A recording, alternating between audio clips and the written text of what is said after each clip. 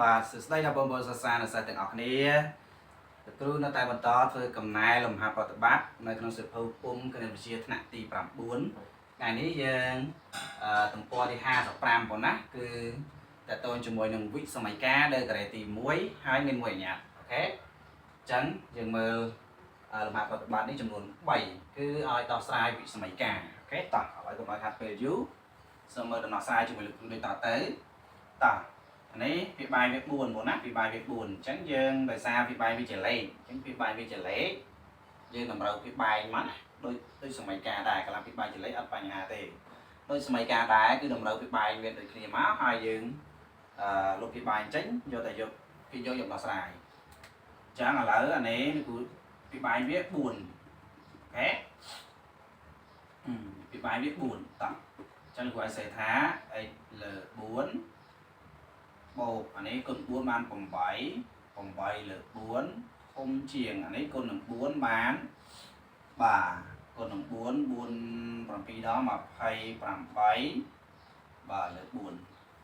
បាទវាបាយដូចគ្នាហើយអញ្ចឹងយើងលុបវាបាញ់ចោលយកតែភាគយកមកសរសេរបានហើយអញ្ចឹងយើងអាចសេថា x បូក8ធំជាង28អូខេអញ្ចឹងយើងអាចសេថា x ធំជាង28ដល់បាទបូក8បោះទៅដល់8អញ្ចឹង x ធំជាង20បងណាអញ្ចឹងដូចនេះបាទ x ធំជាង20ហ្នឹងគឺជាចម្លើយ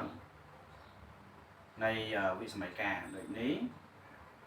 x ធំជាង20អូខេអញ្ចឹងឲ្យតែ x ធំជាង20បាទយើងយកមកចំនួនចូលទៅគឺដឹងថាត្រូវទៀងទាត់ដែរឧទាហរណ៍ថាទី x ស្មើ21ចុះយើងយក x 21ឥឡូវយក x ធំជាង20យកលេខណាដែលស្រួលចាយណាយក x 24ណា24ចាយឲ្យ4បាន6 6 2 8 8ធំជាង7អូខេបាទអញ្ចឹងឲ្យតែតម្លៃ x ទាំងឡាយណាដែលធំជាង20យកមកចំនួនចូលដឹងតែពិតហើយអូខេតោះឥឡូវយើងមើលទី2បាទអញ្ចឹងជាដំបូងយើងធ្វើការគុណពលានមកគុណ2បញ្ចូលមកបងណាគុណ2បញ្ចូលមកគឺអាចស្គាល់ថាបាន 2x បូកឲ្យ2 3ដង6ធំជាង 5x បូក5តោះអញ្ចឹងអានេះមាន x បោះមកទី1មកបាទនេះ 2x ដក 5x ធំជាងបាទធំជាង5បូក6បោះដល់នេះ2ដក6បាទអញ្ចឹង 2x ដក2x ដក 5x បានដក 3x ធំជាងបាទដក1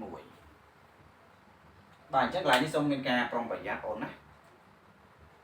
កាលណាមេគុណរបស់ x មានសញ្ញាដកអញ្ចឹងកន្លែងហ្នឹងមានន័យថាយើងធ្វើការចែកអង្គនៅសងខាងនឹងដក3អូខេកាលណាយើងគុណអង្គទាំងពីរនៃវិសមភាព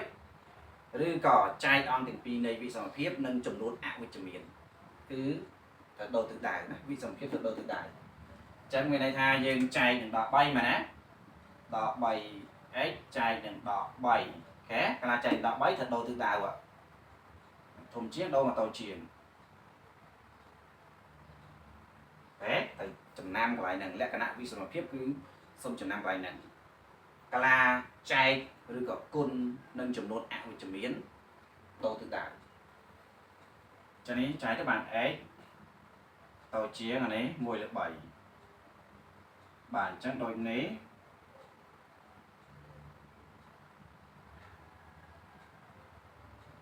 x តូចជាង1លើ3អញ្ចឹងគឺ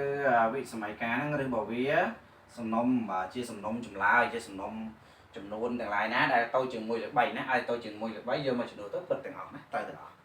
តើឥឡូវមួយចុងក្រោយបាទខ្ញុំសូមទៀងទាត់វិធានលំហាត់មើលហើយលោកគ្រូសេខុសបាទអានេះមាន x ទេបាទខុសមែនអានេះមាន x ទេ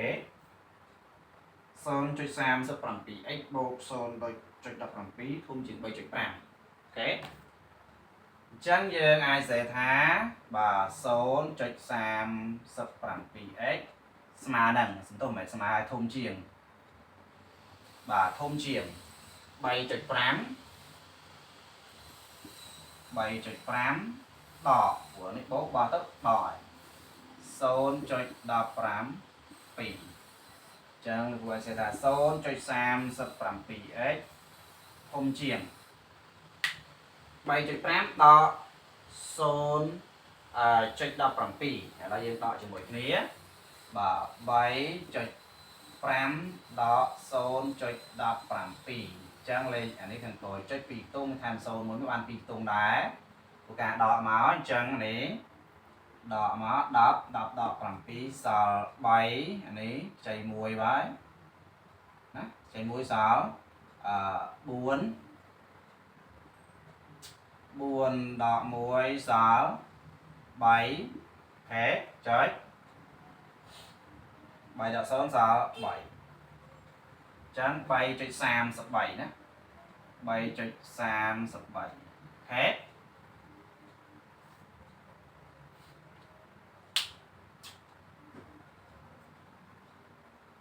បាទអញ្ចឹងយើងទាញអីចឹងណាបងណាអញ្ចឹង x ធំជាង 3.33 ចែកឲ្យ 0.37 យើងធ្វើការចែកបងណាធ្វើការចែកទៅស្មើនឹងប៉ុន្មានអញ្ចឹងខាងក្រោយចុចបាទខាងក្រោយចុចវាមានលេខ2ខ្ទង់ដូចគ្នាអញ្ចឹងយើងអាចបាទលុបចោលយើងចែកធម្មតាមកមានតែយក333ចែកនឹង37បាទធ្វើការចែកមកដាក់បានប៉ុន្មាន9មក39នោះ9 7ឡោះ63សេ3ត្រា6 9 3ដង27បូក1 33បាទត្រឹមត្រូវដកមកគាត់អូខេចឹងស្មើនឹង9បងណាស្មើនឹង9ចឹងដូចនេះ